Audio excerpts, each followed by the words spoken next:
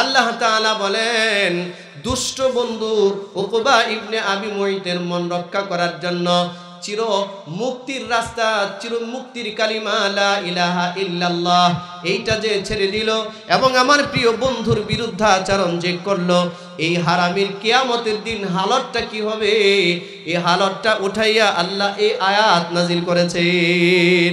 আল্লাহ রাব্বুল আলামিন বলেন এই দুরাচার উকবা ইবনে আবি মুঈত কিয়ামতের ময়দানে ওয়া ইয়াউমা ইয়া'আদ্দুয যালিমু আলা ইয়াদাইহি, আল্লাহু আকবার বলেন। আল্লাহ পাক বলেন এই উকবা ইবনে আবি মুঈত কিয়ামতের দিন হাসরের ময়দানে উঠবে, ইয়াদাইহি তার দুইটা হাত তার সামনে থাকবে। খুব খেয়াল করুন, দুইটা হাত তার সামনে থাকবে। রব্বুল আলামিন বলেন আফসোস করতে থাকবে, আফসোস। কাফের তো কাফের, কাফের তো কাফের, কাফেরের একদম মাথা বরাবর সূর্যটা থাকবে, সূর্যের করতাপগুলো নিচের দিকে থাকবে। ইয়া রাব্বি নাফসি ইয়া রাব্বি নাফসি করতে থাকবে, ডান দিকে বাম দিকে তাকাবার সুযোগ হবে না। উজুহুন ইয়াউমা ইদিন খাশিআ আমিলাতুন নাসিবা তাসলা নারান হামিয়া তুসফা মিন আইনিন আনিয়া লাইসা লাহুম তাআমুন ইল্লা মিন দারি'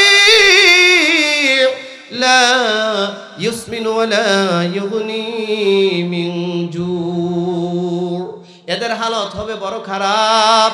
খাশিআতান আবসারুহুম তারহাকুহুম যিল্লাহ যালিকাল ইয়াউমুল্লাযী কানু ইউআদুন। দৃষ্টি অবনমিত হবে, সম্পূর্ণ উলঙ্গ অবস্থায় দাঁড়িয়ে থাকবে। সমস্ত হাসরের মাঠে 50,000 বছর পর্যন্ত দাঁড়িয়ে থাকবে। এই কাফেরগুলো সেখানে দাঁড়িয়ে থাকবে। উকবা ইবনে আবি মুঈত এই কুফরি সহ সেখানে উঠবে, তার হাত দুইটা সামনে থাকবে। এই বলে সেই দিন চিৎকার করে বলবে, আর তার হাত তার নিজের ঠোঁট দ্বারা, জিহ্বা দ্বারা, তার নিজের এই দাঁত দ্বারা হাত দুইটা কামড়াতে থাকবে। ওয়ায়াউমা ইয়া'আদ্দুয যালিমু আলা ইয়াদাইহি, তার হাত, আপনি কি মনে করেন নিজের হাতটা নিজে কামড়ায় ছিঁড়তে পারবেন? পারবেন? উকবা ইবনে আবি মুঈত হাসরের মাঠে নিজে এই অপরাধ করবার কারণে, নবীর সাথে বেয়াদবি করবার কারণে আর খারাপ বন্ধুর সঙ্গ নেওয়ার কারণে নিজের হাত, গোশত, মাংস নিজের এই জিহ্বা, আবার আপনার এই দিয়ে দাঁত দিয়ে কাটতে কাটতে কামড়াতে কামড়াতে ছিঁড়ে ফেলবে। নিজের হাতের সমস্ত চামড়া, গোশত কাটতে কাটতে ছিঁড়তে ছিঁড়তে এই পর্যন্ত নিয়ে আসবে। আল্লাহ তাআলা বলেন ওয়ায়াউমা ইয়া'আদ্দু যালিমু আলা ইয়াদাইহি ইয়াকুল ইয়া লাইতানি ইত্তাখাযতু মা'আর রাসূলি সাবিলা। নিজের হাতের চামড়া ছিঁড়বে, কামড়াবে আর ছিঁড়বে, আফসোস করবে আর বলবে ইয়াকুলু ইয়া লাইতানি ইত্তাখাযতু মা'আর রাসূলি সাবিলা, আহা আমি কেন দুনিয়ার জমিনে মুহাম্মদ সাল্লাল্লাহু আলাইহি ওয়াসাল্লামের সঙ্গ গ্রহণ করলাম না, নবী মুহাম্মাদের সঙ্গ কেন গ্রহণ করলাম না, এই খারাপ মানুষের সঙ্গ কেন নিলাম, উবাই ইবনে খালফকে কেন বন্ধু বানাইলাম। এই যে আজকে 20টা বুয়েটের ছাত্র ফাঁসির কাস্টে ঝুলবে, এরা কি আজকে আফসোস করতেছে না? হাই রে কি করলাম, এই খারাপ বন্ধুদের সঙ্গ কেন নিয়েছিলাম, কেন উত্তেজিত হয়ে একটা নিরীহ ছাত্রকে কেন হত্যা করেছিলাম। আফসোস করছে, আফসোস, কিন্তু এই আফসোসে কোনো ফল হবে না, কোনো লাভ হবে না। ভাইরা আমার, ওই দিন এই বেঈমান উকবা ইবনে আবি মুঈত বলবে ইয়াকুলু ইয়া লাইতানি ইত্তাখাযতু মা'আর রাসূলি সাবিলা, কি আফসোস, আমি দুনিয়াতে কেন মুহাম্মদ সাল্লাল্লাহু আলাইহি ওয়াসাল্লামের সঙ্গ গ্রহণ করলাম না। পরের আয়াতে আল্লাহ পাক বলেন ইয়া ওয়াইলাতা লাইতানি লাম আত্তাখিয ফুলানান খলিলা। সে চিৎকার করে বলবে আহা, কেন আমি অমুকের সন্তান, অমুকের ছেলে। এখানে কিন্তু আয়াতটা নাজিল হয়েছে একজন ব্যক্তিকে নির্ধারণ করে। এই ব্যক্তিটা হচ্ছে পৃথিবীর শ্রেষ্ঠ বেয়াদবদের তালিকার মধ্যে 1 নম্বরে একজন বেয়াদব, এর নাম হচ্ছে উকবা ইবনে আবি মুঈত। আল্লাহ কিন্তু এখানে তার নাম উল্লেখ করেন নাই, নাম উল্লেখ না করে ফুলানান শব্দ উল্লেখ করেছে। অমুক অমুক অমুক বলেছেন, নাম বলে নাই। অমুক বলে আল্লাহ তাআলা বুঝিয়েছেন। মুফাসসিরিন হযরতরা বলেন এরকম উকবা ইবনে আবি মুইতের মতো হাজারো লাখো এরকম মানুষ দুনিয়াতে থাকবে যারা উকবা ইবনে আবি মুইতের মতো বন্ধুর কারণে ইসলাম ভুলে যাবে, কোরআন ভুলে যাবে, সুন্নাহ ভুলে যাবে, রাসূলের তরিকা ভুলে যাবে।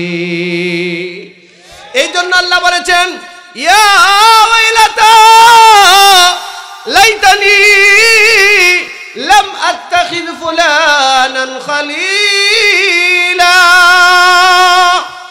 সে বলবে হায় আফসোস, আমি কেন অমুকের বন্ধুত্ব গ্রহণ করলাম। আজকে যেমন এই 22 জন 20 জন ফাঁসির আসামি বুয়েটের ছাত্র যেমন আফসোস করে আহা কেন এই কাজটা করতে গেলাম, এই আফসোসটা সেদিন তারা করবে। বন্ধুরা আমার, মানুষ হত্যা করা বড় কবিরা গুনাহ।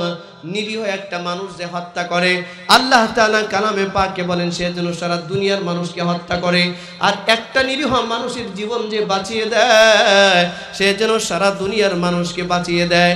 আজকে তো দুনিয়ার বিচারে তাদের ফাঁসি হয়েছে, কিন্তু এই মানুষ হত্যা করার কারণে পরকালে এদের কি হবে একমাত্র কে জানে, আল্লাহ জানে। ভাইয়েরা আমার, এর পরের আয়াতে আল্লাহ তাআলা বলেন সে আফসোস করে বলবে লাকাদ আদাল্লানি আনিদ যিকরি বাদা ইয জাআনি। সে বলবে আমার কাছে অবশ্যই সত্য আসার পর, অর্থাৎ আমার কাছে নবী তার দ্বীনের দাওয়াত দেওয়ার পর, রিসালাতের দাওয়াত দেওয়ার পর, তাওহীদের দাওয়াত দেওয়ার পর, আখিরাতের দাওয়াত দেওয়ার পর আমি কেন ওই দাওয়াতটা গ্রহণ করলাম না। সে ডাক দিয়া বলবে ওয়াকানা শাইতানু লিল ইনসানি খাযুলা। আল্লাহ পাক বলেন মানুষের চরম শত্রু হচ্ছে কে? সবাই বলুন, মানুষের চরম শত্রু কে? মানুষের চরম শত্রু হলো শয়তান। শয়তান আমার আব্বার শত্রু, শয়তান আমার আম্মার শত্রু, শয়তান আমার আদি পিতা আব্বার শত্রু, শয়তান আমার আদি পিতা আদি মাতা হযরত হাওয়ার শত্রু। যে আমার মা বাবার শত্রু সে কি আমার বন্ধু? কথা বলেন না কেন? জান্নাতি কি আদম আর হাওয়া ছিলেন না? শয়তানও তো জান্নাতের ভিতরেই ছিল, কিন্তু এই অবাধ্য আচরণ, এই অঘটন ঘটানোর পরে আল্লাহ পাক ইবলিসকে এবং আদম আর হাওয়া আলাইহিস সালামকে জমিন থেকে বের করে দিয়েছে। যার কারণে বের করেছে এর নাম হলো কি? সবাই বলুন। আচ্ছা, আপনার বাড়িটা, যে বাড়িতে আপনি বসবাস করেন, আপনার আব্বা আম্মা কষ্ট করে বাড়িটা করছে, এই বাড়ি থেকে কেউ যদি গিয়ে আপনার আব্বা আম্মাকে পিটায়া বের করে দেয়, সে আপনার বন্ধু হবে? আপনজন হবে? আদর করবেন, বন্ধু বানাবেন, তার পক্ষে মিছিল মিটিং করবেন? বন্ধু। আল্লাহ পাক বলেন ইন্নাহু লাকুম আদুউম মুবিন।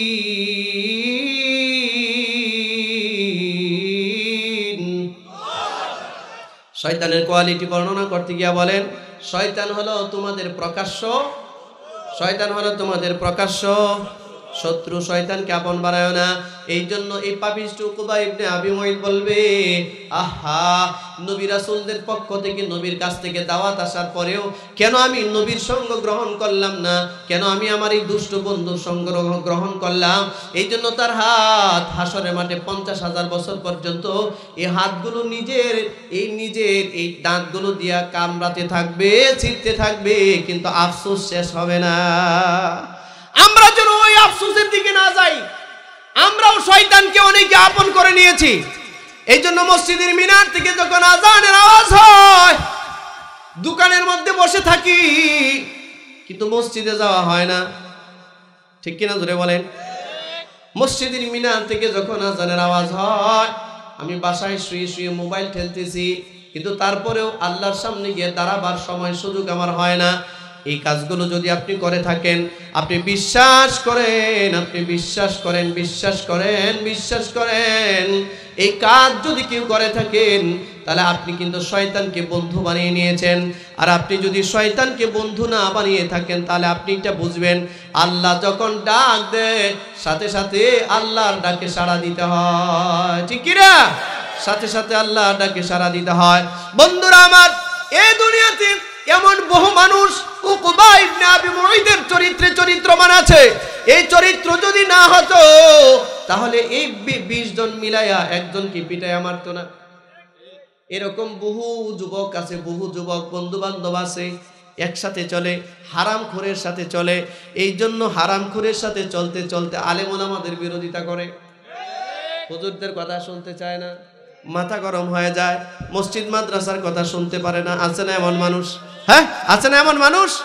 মসজিদ দেখলে তার খারাপ লাগে, মাদ্রাসা দেখলে খারাপ লাগে, মোল্লা মৌলবী দেখলে খারাপ লাগে, আলেম ওলামা দেখলে খারাপ লাগে, কোরআন সুন্নাহর কথা শুনতে খারাপ লাগে, কিন্তু যাত্রা পালায় যেতে খারাপ লাগে না।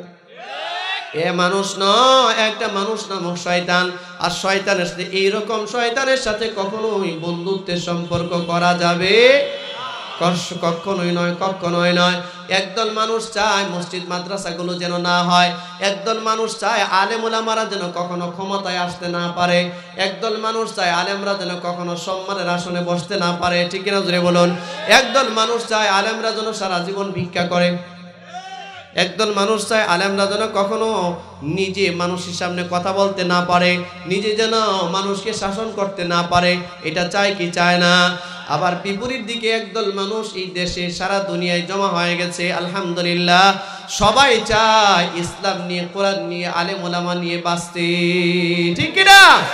আমরা কোরআন নিয়ে বাঁচতে চাই কিনা? হাত উঠান, সবাই বলুন, হাত উঠান। কোরআন নিয়ে বাঁচতে চাই কিনা?